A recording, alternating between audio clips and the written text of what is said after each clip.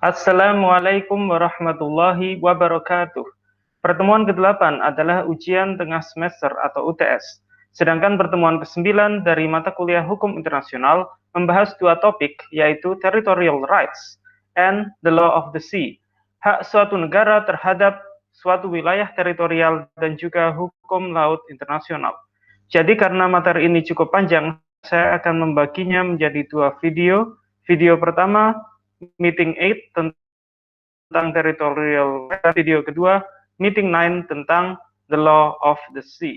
Kita awali dengan video ke-8 tentang territorial rights atau hak suatu negara memiliki wilayah teritorial. Kita awali dengan acquisition of territory.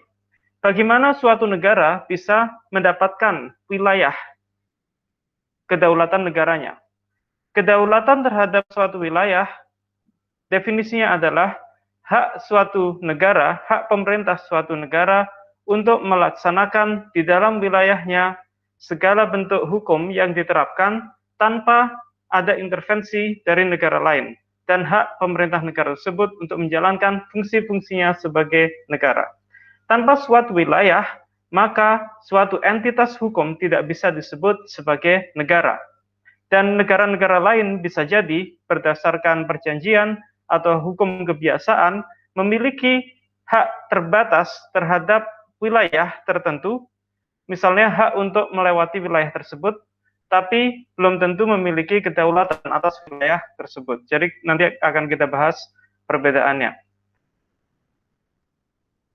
Dan jikapun terjadi transfer kekuasaan, transfer kedaulatan terhadap suatu wilayah dari wilayah negara tertentu menjadi wilayah negara lain, maka biasanya kedaulatan tersebut harus ditransfer melalui perjanjian, yaitu treaty. Awalnya pada sejarahnya pada abad ke-16 dan ke-17 di hukum Romawi atau Roman law terdapat aturan tentang acquisition of property. Jadi di era feodalisme, di era sebelum ada negara-negara berdaulat, di era Imperium Romawi, maka terjadi theory of absolute monarchy, yaitu kaisar atau emperor memiliki semua wilayah kekuasaan imperiumnya sebagaimana wilayah tersebut dan orang-orang di dalamnya dianggap sebagai kepemilikan pribadi kaisar. Jadi kaisar Romawi pada saat itu hukum yang berlaku, kaisar Romawi memiliki segala aset di wilayah imperiumnya seolah-olah menjadi milik pribadi kaisar. Karena itu transfer kekuasaan suatu wilayah dari imperium satu ke imperium yang lain sebagaimana dua orang individu yang tukar menukar barang satu sama lain, seperti itu pada saat itu. Dan transfer kedaulatan suatu wilayah itu bisa terjadi saat suatu koloni menjadi merdeka. Koloni adalah wilayah yang dijajah oleh negara lain. Saat merdeka, maka kedaulatan berlaku di situ.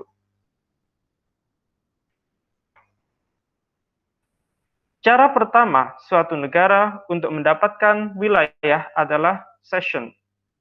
Cession adalah transfer wilayah berdasarkan perjanjian dari satu negara ke negara lain. Dan kebanyakan wilayah di Asia dan Afrika pada saat dijajah oleh Eropa di era penjajahan, di era masa Perang Dunia dulu, Perang Dunia 1 dan 2, itu kebanyakan wilayah di Asia dan Afrika dijajah, sehingga ditransfer kekuasaan dari satu penjajah ke penjajah lain berdasarkan treaty, berdasarkan perjanjian atau cession. Kita beri contoh, pada saat Spanyol menjajah Filipina, maka pada saat itu Spanyol berniat memberikan sebagian wilayah Filipina yang bernama Kepulauan Palmas kepada Amerika Serikat berdasarkan Treaty of Paris, Perjanjian Paris 1898, 1898. Akan tetapi, di saat Amerika Serikat datang ke Filipina untuk mengklaim wilayah Kepulauan Palmas, ternyata wilayah Kepulauan Palmas secara de facto berada di bawah kekuasaan penjajah Belanda. Akhirnya melalui arbitrasi internasional, Belanda dan Amerika Serikat mengajukan kepada hakim arbitrator yang bernama Max Huber. Dan Max Huber meneliti kasus tersebut, sehingga Max Huber menyimpulkan bahwa walaupun sebelumnya Spanyol memiliki hak atas Kepulauan Palmas di Filipina di saat Spanyol menjajah Kepulauan Palmas, tapi secara de facto yang pada saat itu berkuasa dan memerintah di Kepulauan Palmas adalah Belanda, sehingga Spanyol tidak memiliki hak kepemilikan Kepulauan Palmas karena dimiliki oleh Belanda. Dengan kata lain, Spanyol tidak berhak memberikan hak kepemilikan Kepulauan Palmas kepada Amerika Serikat karena masih memiliki Belanda, masih dimiliki Belanda. Jadi kesimpulannya pada tahun 1898 Amerika Serikat tidak bisa mendapatkan Kepulauan Palmas di Filipina dari Spanyol karena kepulauan tersebut berada di bawah koloni Belanda. Cara kedua dari suatu negara bisa mendapatkan wilayah adalah occupation.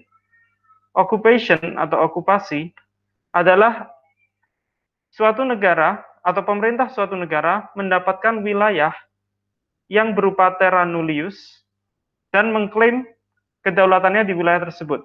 Terra nullius adalah suatu wilayah di bumi yang tidak dimiliki oleh negara manapun. Dan pada zaman sekarang sudah tidak ada lagi terra nullius. Tapi pada era sebelum penjajahan, pada era awal-awal negara berdaulat baru muncul sekitar tahun 1648, maka masih banyak terra nullius di mana para explorers, penjelajah Eropa berusaha mencari wilayah-wilayah jajahan baru di luar Eropa. Jadi terra nullius bisa jadi suatu wilayah yang belum pernah dimiliki oleh negara manapun atau ditinggalkan kepemilikannya oleh pemerintah suatu negara. Dan meninggalkan kepemilikan wilayah itu bisa berupa kegagalan dalam memerintah di wilayah tersebut atau dengan niat ikhlas meninggalkan kepemilikan wilayah tersebut. Dan pada saat ini tidak ada, hampir sekali tidak ada terra nullius, karena sebagian besar, jika tidak seluruh kepulauan yang ada di bumi sudah berada di bawah kekuasaan negara, pemerintah negara tertentu. Jadi tidak ada lagi tanah kosong atau terra nullius. Dan kebanyakan sengketa antar negara, masalah perbatasan wilayah, mengklaim pulau tertentu itu sebenarnya sudah pernah ada sebelumnya. Dan atau mungkin pernah ada sejarah okupasi di wilayah tersebut. Jadi suatu wilayah itu dinyatakan diokupasi saat berada di bawah kontrol efektif pemerintah tertentu. Dan kebanyakan jika ada sengketa perebutan wilayah antara kedua negara atau lebih, maka bisa dibawa ke International Tribunal atau pengadilan internasional. Jadi tribunal akan menilai mana klaim dari negara A atau B yang lebih kuat secara bukti, otentik, historis, dan de jure tentang siapa yang memiliki wilayah tersebut.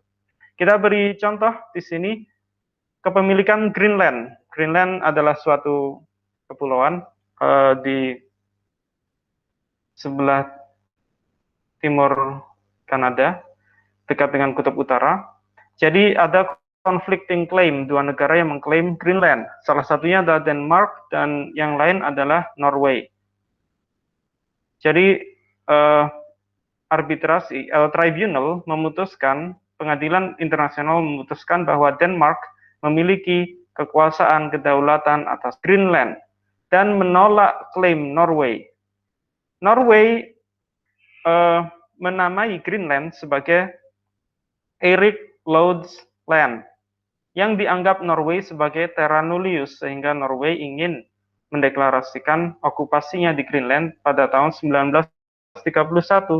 Tetapi hal ini ditolak oleh pengadilan, karena ternyata Greenland bukan terra nullius, tetapi sudah berada di bawah pemerintahan Denmark. Contoh lain adalah wilayah yang tidak boleh diokupasi, yaitu Antarktika.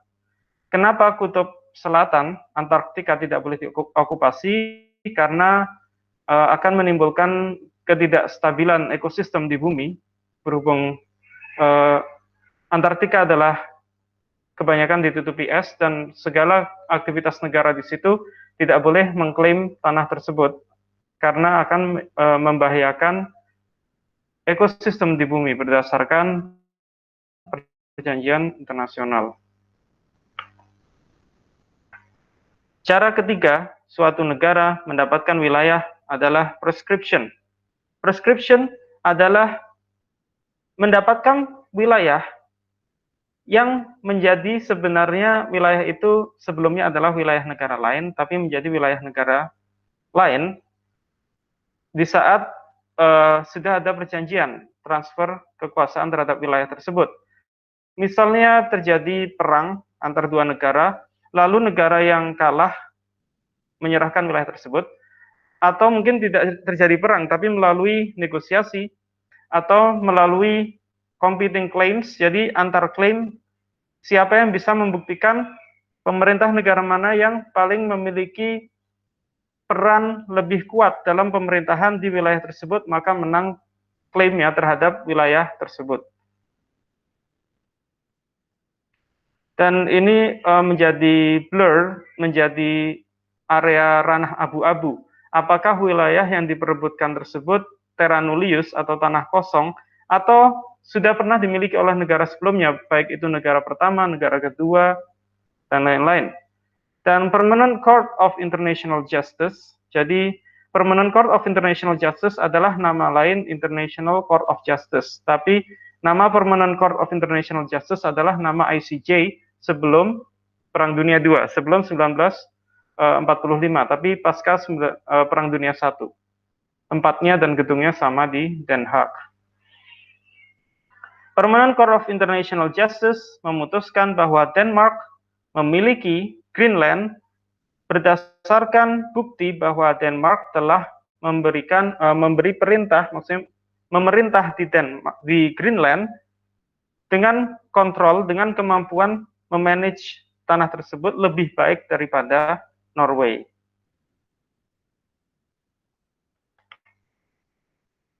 Ada cara-cara lain untuk mendapatkan wilayah bagi suatu negara untuk mendapatkan wilayah selain dari tiga cara tersebut. Di antaranya yang pertama adalah accretion. Suatu negara bisa mendapatkan wilayah saat misalnya sungai terbelah atau misalnya tiba-tiba terjadi eruption volcano, gunung berapi, lalu memunculkan pulau-pulau baru di wilayah perairan suatu negara, maka negara tersebut mendapatkan klaim atas pulau baru tersebut. Atau adjudication. Suatu negara tidak akan memberikan wilayah, maksudnya suatu wilayah tidak akan diberikan kepada suatu negara tertentu kecuali wilayah tersebut sudah dimiliki oleh negara tersebut. Tetapi antar negara bisa dibedakan. Apakah misalnya batas antara negara Irak dan negara Kuwait bisa diputuskan di mana batas kedua negara setelah Perang Teluk. Dan ini peran United Nations Security Council. Yang berikutnya adalah conquest. Conquest adalah mendapatkan suatu wilayah yang sebelumnya dengan cara perang, cara yang tidak mematuhi hukum internasional melalui perang, tapi tiba-tiba perang tersebut berhenti dan pihak yang kalah menandatangani perjanjian damai dan juga memberikan wilayah kepada pihak yang menang, maka hal ini bisa terjadi. Acquiescence, kegagalan untuk memprotes kontrol suatu wilayah oleh negara lain, maka negara lain tersebut yang tidak bisa diprotes tetap memiliki wilayah tersebut. Recognition, kita sudah pernah membahas di pertemuan sebelumnya, pengakuan suatu negara tidak harus ada sebagai pengakuan bahwa wilayah tertentu dimiliki oleh negara tertentu. Kecuali jika pengakuan negara tersebut, negara yang diharuskan memiliki pengakuan tersebut adalah negara yang juga memiliki sebagian klaim terhadap wilayah tersebut. Jika tidak, maka wilayah tersebut dimiliki oleh negara yang sudah memilikinya. Estopo, suatu negara yang sudah mengakui kepemilikan negara lain atas suatu wilayah bisa melalui proses estopo atau dihentikan penolakannya terhadap klaim bahwa negara itu tidak memiliki wilayah tersebut. Karena pada dasarnya negara itu sudah memiliki wilayah tersebut. Dibuktikan dengan misalnya konstruksi jalan raya di wilayah yang sudah dimiliki secara berdaulat. Jadi kita tidak bisa menolak fakta bahwa estopo, maksudnya kita tidak bisa menolak fakta bahwa jika suatu wilayah sudah dimiliki oleh negara tertentu dengan bukti-bukti yang nyata, maka negara lain tidak bisa mengklaimnya, dan negara yang sudah memiliki wilayah tersebut tidak bisa ditolak kesaksiannya atas kepemilikan pulau tersebut atau wilayah tersebut. Intertemporal law atau hukum pada jangka waktu tertentu. Jadi kita bisa melihat tadi dari perbedaan hukum kepemilikan suatu wilayah dari berbagai abad ke-16, ke-17, bahkan abad sekarang, bisa jadi hukum kepemilikan terhadap suatu wilayah itu berbeda-beda. Dan ini tergantung era apa pada saat itu. Jadi hukum yang berlaku pada saat itu, pada saat ini, menentukan apa itu yang disebut kepemilikan wilayah secara legal. Contiguity.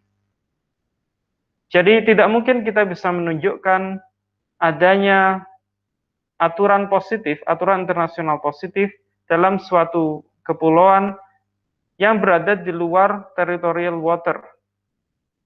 Nanti akan kita bahas di The Law of the Sea. Jadi suatu negara hanya bisa memiliki kontrol terhadap pulau-pulau yang berada di area territorial water, tapi tidak di luar itu. Condominium, dua negara bisa mereka bersepakat untuk menjalankan kedaulatan terhadap suatu wilayah tertentu yang mereka share. Jadi mereka bagi wilayah tersebut bagi beberapa negara. Misalnya ada Lake Constance, suatu danau yang dibagi kedaulatannya oleh Jerman, Switzerland, dan Austria. Karena danau tersebut sangat vital untuk dimiliki dan dimanfaatkan ketiga negara. Suatu wilayah bisa leased atau disewakan ya, tapi lease di sini konteksnya di suatu wilayah dimiliki oleh kedaulatan tertentu sampai jangka waktu tertentu dan nanti akan dikembalikan ke kedaulatan atau negara asal negara lain. Jadi pada tahun 1997 Hong Kong dikembalikan oleh Inggris ke Tiongkok berdasarkan perjanjian 1984. Pada tahun 1999 Macau dikembalikan oleh Portugal ke China berdasarkan perjanjian 1987. Servitudes, minor rights over territory. Servitudes, ada kalanya suatu wilayah dimiliki oleh suatu negara dalam segi tertentu, tetapi wilayah tersebut juga dimanfaatkan untuk kepentingan negara lain. Dan suatu negara yang mendapatkan manfaat dari servitude atau manfaat terhadap penggunaan pemanfaatan wilayah negara lain bisa jadi memiliki hak-hak tertentu. Misalnya hak untuk mendapatkan air di wilayah tersebut untuk irigasi. Tetapi karena negara yang memanfaatkan wilayah negara lain melalui servitudes tidak memiliki kedaulatan atas wilayah yang dimanfaatkan, maka negara tersebut tidak bisa melakukan aksi-aksi high politics seperti menaruh pangkalan militer di situ. di wilayah yang dimanfaatkannya dari negara lain. Dan servitude biasanya dilakukan melalui perjanjian, walaupun bisa melalui hukum kebiasaan internasional. Demikian presentasi salah satu topik hari ini, yaitu territorial rights, dan insya Allah kita akan membahas berikutnya tentang the law of the sea, meeting 9. Assalamualaikum warahmatullahi wabarakatuh. Kita akan lanjut ke meeting berikutnya.